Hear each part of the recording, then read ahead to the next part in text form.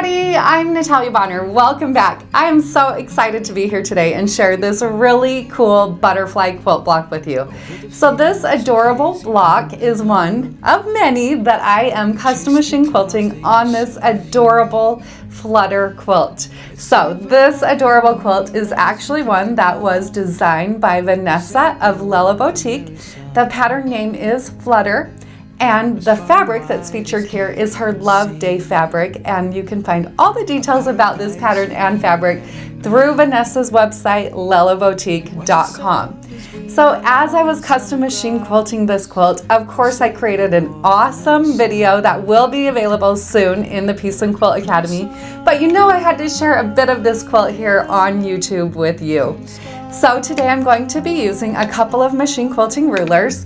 I'm first going to be using this very large curve, the number 30 curved ruler by the Quilted Pineapple.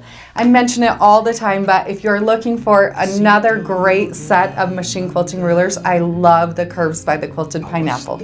You will also see on this block that I'm going to be doing a little bit of quilting using my 4-in-1 machine quilting ruler, which does have our Piece and Quilt Pop Socket ruler grip. If you're looking for a great ruler to start out with, the 4-in-1 machine quilting ruler has really been an awesome ruler. So a couple of things before we actually begin quilting. If you're going to do any machine quilting with rulers, I highly recommend a couple of things.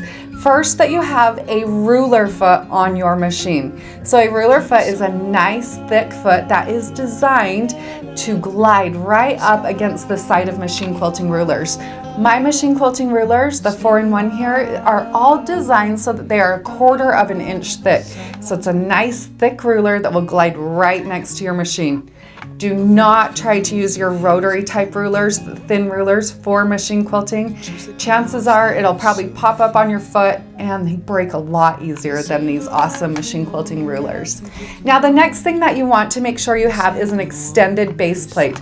Put an extended base plate on your long arm machine or your sit down machine, and it'll create a nice flat working surface for you to rest those rulers on as you're machine quilting. Now my next tip with machine quilting is always remember gentle pressure. A lot of times when you begin machine quilting, you want to have a death grip here on the handle. If you can try to relax a little bit, nice gentle pressure on your machine as well as on the ruler as you're machine quilting. Relax, take a deep breath, and you'll end up with better results. The thread that I'm going to be using here today on the top is So Fine color number 402. And then on my bobbin, I do have the new pre-wound bobbins by Superior Threads. You can pick up all of these products on our website, pieceandquilt.com. I'll be doing all of my quilting here on my Gamel 22-inch machine. I'm stitching in the stitch regulated mode with my stitch length set at 13 stitches per inch. And the batting that I'm using is 1 layer of the Quilter's Dream wool batting. I'm using that batting because I want a lot of loft and texture on this quilt. So I will share a few images of this quilt after my custom machine quilting is complete. But like I mentioned, if you want to see my whole process from start to finish, make sure you do check out our PNQ Academy video. All right, friends, let's hop over to my machine and let's get stitching.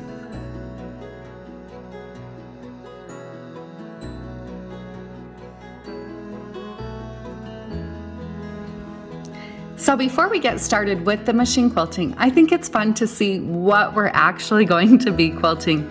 So here you can see the adorable Flutter quilt after my custom machine quilting is complete. Over in the PNQ Academy, I will walk you through my process of creating and bringing to life that secondary pattern. I love bringing secondary designs to life on quilts. So if you look at this image on the left side, there is a pink butterfly.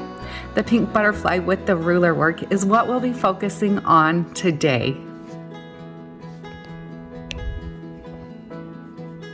In the top portion of the butterfly wings, I want some long curved lines. So I started out by auditioning different rulers, and I decided that the curved ruler number 30 by the Quilted Pineapple created the perfect curve for these butterfly wings. So I'm starting my stitching down at that inside bottom point on the top wing, and then from there I'm simply going to be stitching point to point curves.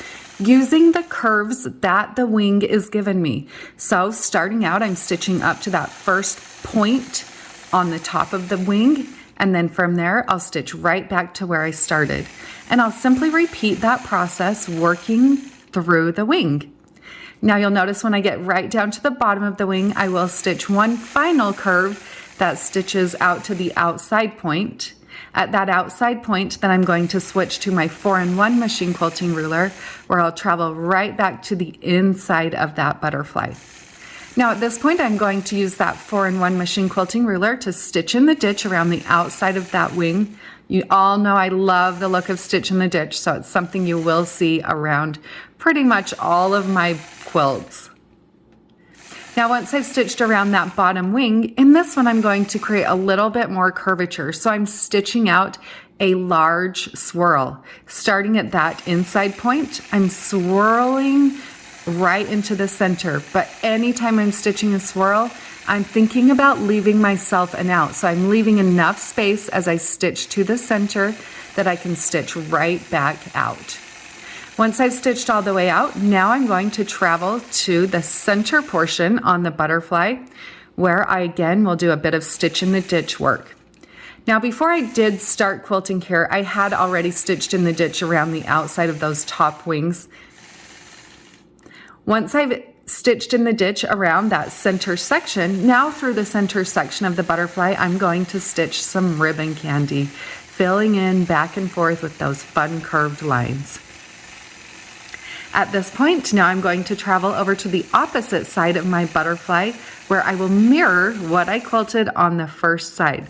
So this time I'm starting out with stitching in the ditch around the bottom, and then from there I'm adding in my swirl, remembering to leave enough space to stitch my way back out.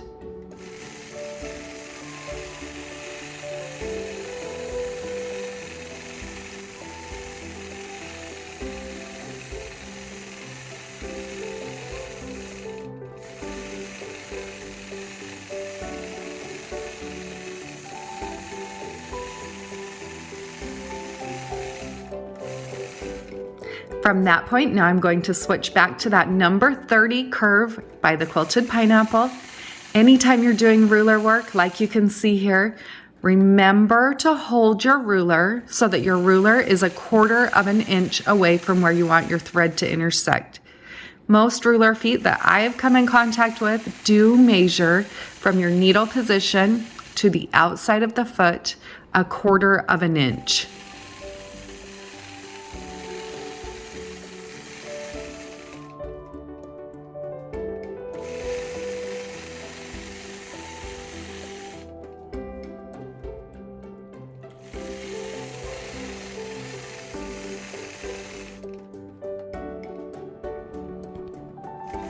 I love how that block turned out, but you know I love how this whole entire quilt turned out. If you look closely at this image, you can see that I did alternate butterfly designs. Over in our new PNQ Academy, I do share my process of custom machine quilting, not only that awesome background, but the other butterflies as well. You can enroll in the PNQ Academy at any time on our website, peaceandquilt.com. Have a great day, everybody.